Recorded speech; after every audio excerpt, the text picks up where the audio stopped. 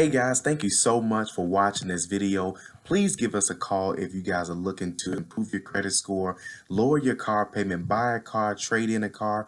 If you're looking to purchase your first home, if you're looking to purchase a rental property, we can help you. Give us a call today, 877-205-7771. Talk to you guys soon, and thanks again. Hello, everyone. This is Calvin Russell, CEO and founder of 850 Club Credit Consultation. Hope all is well. You may hear my voice being a little bit raspy. I just did a speaking event, and it took a lot of my voice out. But don't worry, as long as you guys can hear this okay, that's all that really matters, right? You guys come for the content. Let's keep it going. So let's talk about why you should be very, very careful with secured credit cards. I'm not saying don't get them.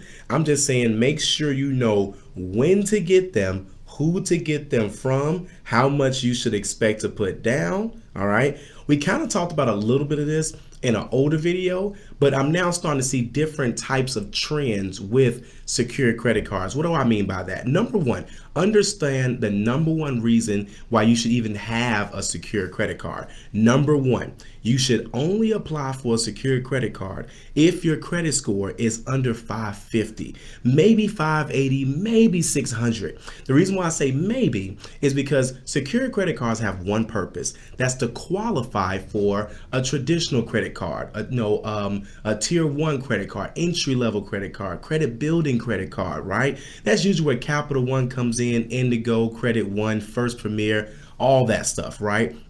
The problem is that in order to rebuild credit, you obviously had to mess up with somebody, right? So what if you messed up with Capital One, Credit One, Indigo, First Premier, all the rest of those, right? Your options may be extremely slim, right? So when you get that secured card, there's absolutely nothing wrong with getting one. You just have to know that, hey, if my score is under 600, under 550, then it's okay for me to get one. I had a young lady ask me, hey, Calvin, is it okay if I get a secure credit card? And she was like a 630. I'm like, no. I said, listen, first off, right now you don't need one. I know there's a long wait period between like that 580 to 650 range. There's only a few credit cards that make sense. You may get the Avant credit card. You may tinker with Indigo. Apple's doing a great job approving a lot of people. Some of you all got approved for that Dell credit card when I told you about the pre-qualification. Again, just another small credit card to have. So, but the prestigious credit cards usually come around 650, maybe 640. Sometimes Chase may pop up, Discover may pop up, right? Those types of credit cards, right? And there's nothing wrong with that. The problem is when people get, so number one, know when to get them, right? And then number two, make sure that you know which bank to get them with. You want to make sure, like I mentioned, your score is is worth getting if it's that low. If it's that high, just wait until a better offer comes around. It will come. All right. So number two. You want to make sure that if you're going to get a secure credit card, you have to make sure that if you're going to pay for a secure credit card, that you're not paying over $200. Now, I know some people are saying, well, in order for me to qualify for business credit, I need to put a $5,000 deposit, a $10,000 deposit. I'm not against that. What I don't like is when someone gets a $500 secured credit card and they're $300 behind on a car note. Okay, that doesn't, to me, that's not the best route to go. And in their mind, it's easy to think that the more money you throw at something, the more points you're going to get. It doesn't work like that. Okay, you can easily get an Open Sky credit card, which is owned by Capital Bank. You can get a Capital One secured credit card. I would recommend those credit cards. Back in the day, Credit One used to do a secured credit card back in the day. I don't know if they still do one. I know sometimes it's back and forth, but sometimes they'll do unsecured, but it comes with a $75 fee. So, but either way, there are a lot of cheaper options. Just because the person at the bank tells you to get a secure credit card does not mean you need one. We had a young lady who has a Navy Fed account, right? A Navy Federal checking account, savings account, has direct deposit, and she went to the bank, and the bank teller is doing her job. Great job to the bank teller. So she says, hey, have you thought about getting a secure credit card? Now, here's the deal. She know good and damn well that she can do better than a secured credit card, right? But it sounded interesting. So she reached out to us. She's a member. And sure enough, we answered her questions. Like, girl, no, don't do that. No, you have, first off, you have Navy Federal, okay? They look for a reason to give you $5,000, $10,000, $15,000, $20,000, $25,000, $30,000 for no reason. That's what Navy Federal is known for, okay? So I would rather you get the inquiry and get, try to go for the unsecured, not no damn secured credit card. I'm cursing too much, right? So either way, just understand you have options, okay? You have options. I don't know what number I'm on, 3 or 4. Do not mess up, okay? Sidebar, you guys know I don't do any scripts for my videos, so I'm just going off the top of my head, where I'm remembering these numbers, because I talk to people about this stuff obviously every time a secure credit card situation comes up.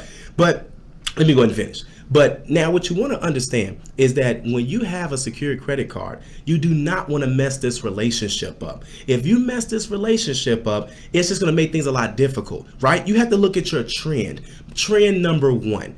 I'm obviously in a situation where I need to have a secure credit card to rebuild my credit. All right. Then that goes into trend number 2. I now have my secure credit card. How will I use this? Then you got trend 3, where it's like, oh, well, I done messed that up. Let me go try to get another secure credit. Ain't that many companies that's going to do business with you. Okay. Because you've already messed up with other companies. Now let's go into number 4. Just because you messed up with a company don't mean that you can't fix this. What I love about secure credit cards is that not much is needed to actually get the secured credit card. To kind of wrap up what I was talking about before, don't spend more than $200 for a secured credit card. I know the bank wants you to have one that's $300, $500, $1,000. Don't do it unless you have your own reason. But don't think just because you spend $1,000 or $500 or $300 that spending more will get you more points. Whoever told you that, listen, delete them as a friend. All right. So that's number 1.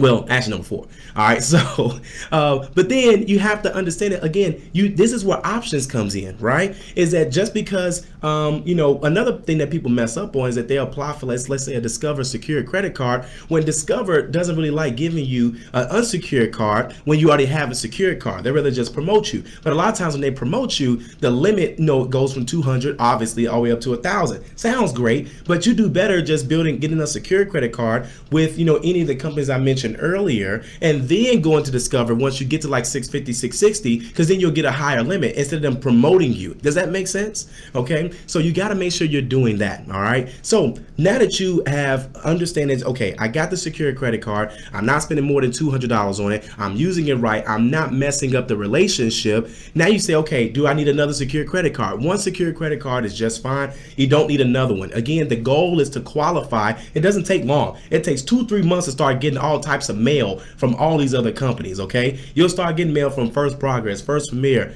First Access, Merrick Bank. You know the list. You know the list. Even if you're 800, you'll know the list because they come to everybody, right? So you have to know your options.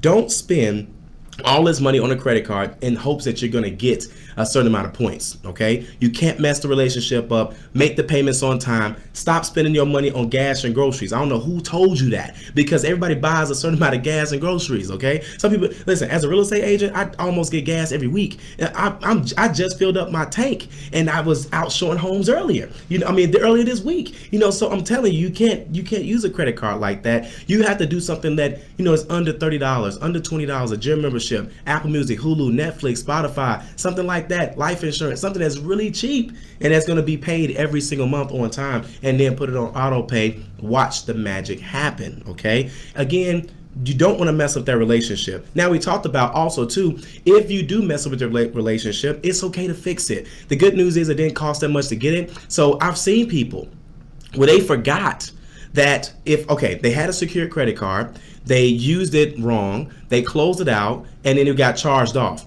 Wait a minute, you still can fix that. Listen, stop listening to people that tell you that you can't fix charged off accounts. You know what fix charged off accounts? Money, okay? Cardi B said it best, money, all right? OJ said it second. Well, actually they said it first, then Cardi B, right? Money, okay? For the love of money, who wants to know the name of that song? So, but either way, that's what you got to understand, all right? There are options that you have if you start paying these people off. Another thing that people forget about is the security deposit they give companies. I had a client where they gave a company $200 for the secure credit card. Got approved for the secure credit card. Then use it right, charged it off. It got charged off, and the leftover balance was like $88. They fell on hard times, yada yada. Everything's good now.